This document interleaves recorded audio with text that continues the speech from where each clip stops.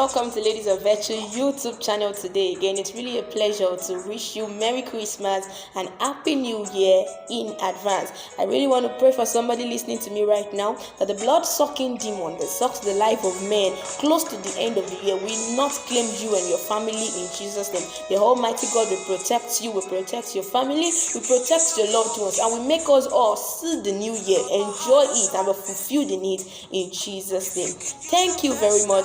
I really quickly want to conclude my last teaching on sexual purity. Like I said earlier, for those that listened to the first one, how to overcome sexual temptation. You must have been asking yourself, this sexual temptation of a thing as a youth, is there really a way out of it? Is there really a way I can overcome it? You have been an addict all your life. You have been addicted to sex, addicted to fornication. You are a lesbian. You have a sexual partner as a lady, and you really want to overcome those things. Is there really a way out? I have a good news for you, dearly beloved. There is a way out. I just have 3 points for you today as you just listen shortly. The first one is to walk in the Spirit. Walk in the Spirit. How can you walk in the Spirit? The Bible told us in the book of Galatians chapter 5 verse 16 and 17. This I say then, walk ye in the Spirit, and ye shall not fulfill the desires of the flesh. For the flesh lusteth against the things of the Spirit, and the Spirit for the flesh lust against the things of the Spirit, and the Spirit against the flesh, and these are contrary one to the other, so that ye cannot do the things that ye would. Did you listen to that? That's Galatians chapter 5 verse 16 and 17. The Bible is telling us that we should walk in the Spirit, and we will not fulfill the desires of the flesh. One of the desires of the flesh is sexual immorality. If you read in the book of Galatians chapter 5 verse 19, you will see the works of the flesh. One of it is sexual immorality. At that moment when you are alone and something suggests to you to have sex, something suggests to you to masturbate, something suggests to you to go to your social media and watch pornography, which you have always desired never to go back into, that is the flesh suggesting that thing to you. Why? Because this flesh of ours came into existence firstly before the Spirit, so they are always contrary to each other. When the flesh is telling you to eat, the Spirit is telling you don't eat, you have to fast today. When the flesh is telling you that sleep, the Spirit is telling you that no, don't sleep, you have to pray, you have to do this and that, you have to go somewhere, you have to go on a visitation. This is how the flesh and the Spirit are contrary to each other. And what is the Bible now telling us today? That we should walk in the Spirit. Now, how do I walk in the Spirit? It is not just by the physical walking. It's as I'm standing right now, I'm walking in the Spirit, doing what the Spirit is asking me to do. That is part-time, per season. That is every step and decision that I make as from today henceforth, as a Christian, as a believer, as a child of God, would be what the Spirit is communicating to me to do. Now, is it that as a lady I will not have urge for sex? Is it that as a lady I will not have urge to do the things of the world? No, the urges will come, the feelings will come. But because I am a spirit being, because I now know the efficacy of what it means to listen to the Spirit, I would not listen to the flesh any longer. I would listen to what the Spirit is telling me to do. Now, walking in the Spirit is the first thing that you need to do. If you have been walking in the flesh, everything now there's one thing I want you to know, that the Spirit will always speak. Have you given your life to Christ? You listening to me right now? If truly you have given your life to Christ, you have accepted Jesus as your personal Lord and Savior, He will speak to you. You have two voices that will speak within your mind. There will always be a voice of the Spirit and the voice of the flesh. One is telling you to do this, the other one is telling you to do the other way around. Now, you have to recognize the voice of the Spirit. As a biological child to my father, if I cannot recognize the voice of my father, I am a bastard. If, for example, an unknown number comes into my phone and then I pick it up and I say hello, I do not have to say hello, who is this? When I know it's my father, I say hello daddy, this is you. What happened to your phone? This is not your number. Even without asking, even if he wants to try to change his voice, I quickly get, because I have lived with him all my life. I have heard his voice. Now, if you are a Christian, if you are a child of God, and you still find it difficult to hear the voice of your father, the flesh will keep overpowering you.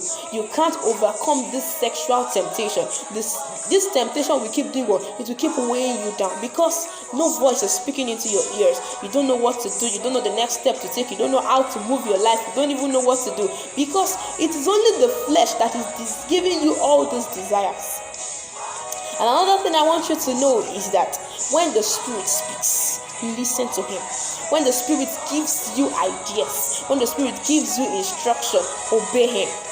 Many times The Holy Spirit speaks to us as Christians, but we fail to obey Him. We fail to do what He is telling us to do. We feel no. That's old school. We feel no. I bind you, evil spirits. Whereas it is the Holy Spirit that is speaking to you. I don't know if you are listening to me right now and you have been neglecting the voice of the Spirit all your life. Now, the Spirit will even send people to you sometimes, send like minds to you sometimes to correct you of some mistakes, to correct you, to help you to retrace your step back to God. If only you listen and you to this thing, then gradually you're overcoming all these sexual temptations that we're talking about.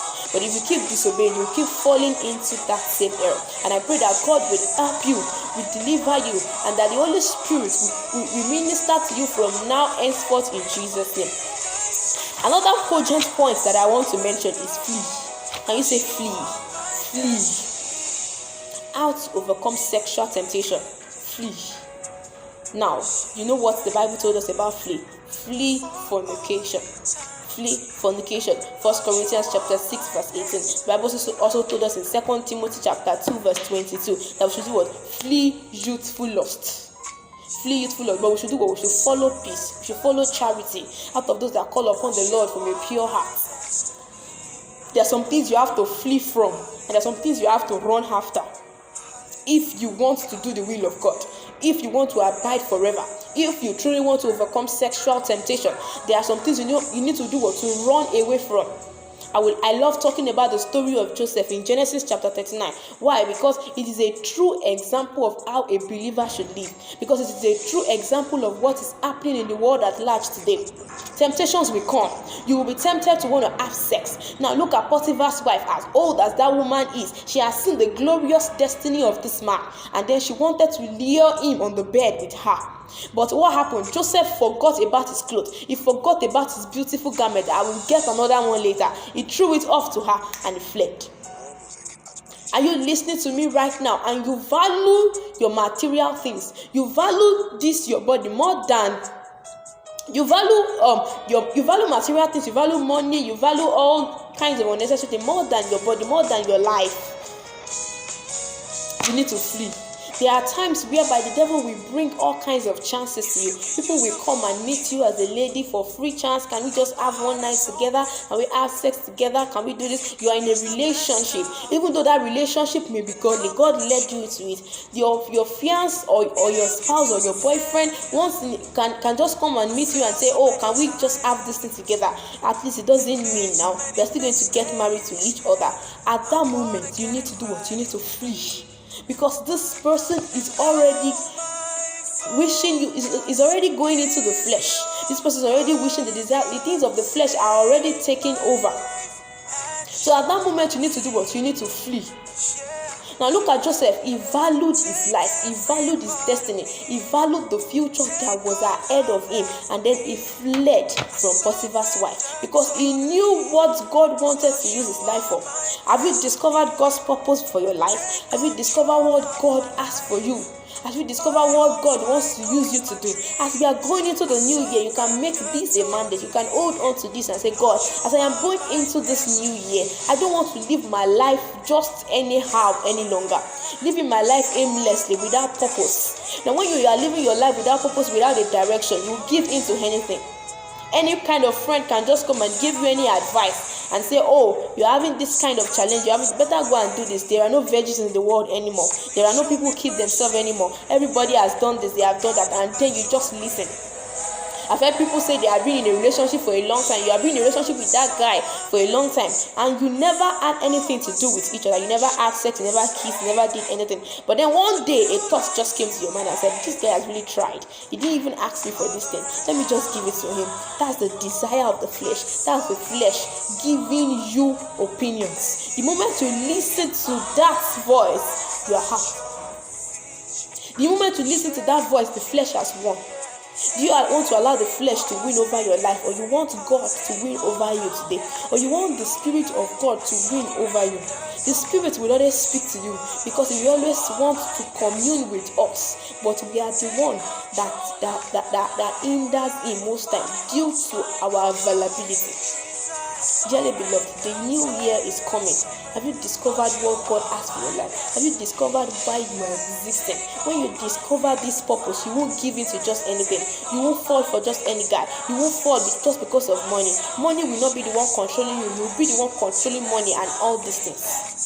I pray that God will help you in Jesus' name. And I pray that as temptations will be coming, because they will come. But the Bible made us to understand that God there will always be a way of escape for us. As children of God, there will always be a way of escape out of any form of temptation. Now, as temptations will be coming, I pray that God will give you wisdom and will help you to stand firm, to flee in the mighty name of Jesus. I pray that God will help your heart to decide, to take the right decision to flee in Jesus' name. And lastly, I'm going to talk about the fear of God. I would say the fear of God is the beginning of wisdom. The fear of God is the beginning of wisdom. Do you fear God? Now, the word born again, the word fear of God now has become if I ask you now, do you fear God? You say you fear God. You fear God, yet you still tell lies. You fear God, yet you still give your body cheaply to anybody. You fear God, yet on TikTok, you just come to TikTok and expose your body to us in the name of video, in the name of this is the latest trend. You fear God, yet you do not value this body of yours. The fear of God is the beginning of wisdom. Show me a man that fears God, and I will show you a man who is conscious of God's presence every time, anywhere he is. As I am standing right here, I am conscious of God's presence with me, and that is why I won't do just anything. And that is why I won't just try any nonsense. That is why I won't do things that are against the word that the Lord has spoken to me. Do you fear God? Do you fear God at all? In your secret place, when you are alone, when nobody is with you, what are the things you do? What are the things you engage yourself with? What are the thoughts that come to your mind? What do you do on your phone when you are alone? It is the fear of God that will help you at this point in time. I hear people say, I love to be alone. I want to be alone. But my question to you is, whenever you are alone, that moment when you say you want to be alone, what do you do? What do you engage yourself with? What are the things you do? Who are the people you speak to? When you are doing video call, how do you dress? How do you dress? What do you put on social media? All these little things actually shows whether you fear God or not. I want you to make that strong and personal decision at this moment. That as you are stepping into the new year, you are going there with a new life, with a new character, not doing things the way you've been doing them before. Because as the years running by, you are not getting any younger, you are getting older. The days of death are drawing closer. The days of eternity are drawing closer. The day that the Lord will come with the sound of the archangel to call upon him, to call up to himself those that have accepted him as their personal Lord and Savior. It is drawing nearer. When God will judge the whole world and judge everything that we do in the secret, the day is drawing nearer. It is drawing nearer. Do you fear the Lord? Do you really fear the Lord? Ask yourself that question again and again. Do you really fear the Lord? Do you really fear the Lord? What are the things that you do? What are the little things that you say with your mouth, that you do with your mouth, that you do with your hands, that you look with your eyes, the films you watch, the pornographies, the blue film? Do you really fear the Lord? This is where I'm going to stop this moment. Ask yourself that question. If you do not fear God, you know personally by yourself, why not just cry to God for mercy as you're listening to me and say, Lord, help my heart. Lord, show me mercy. Why not just tell him to have mercy? The Bible says, I will have mercy on whom I will have mercy, and I will show compassion on whom I will show compassion. It is not of him that willeth, or of him that runneth, but of God that showeth mercy. You do not know the next thing that you are going to do that might claim your life. I'm not scaring you, but I'm only trying to let you know that that life of yours is not yours actually. That life, that body that you carry, it is not yours, it is the Lord's. So I'm trying to explain to you right now that that body is yours. Do you really fear God? Because a man that does not fear God, God can go to any extent, any length to do anything with that life. But I pray for the one listening to me right now that you will take charge of your life. Take charge of this listener right now. Take the heart of this person, the grace, the power, the ability to overcome sexual temptations. Give unto this fellow in the mighty name of Jesus the grace to stand strong to the end. The grace to stand strong to the end. Lord, give it to this listener of mine in the mighty name of Jesus. And I pray that Lord God Almighty would keep you to the end and help you stand strong in Jesus' name.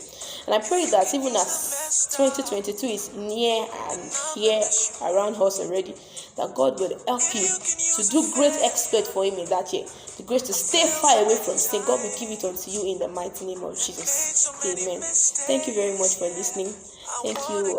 This will be my last message to us for this year.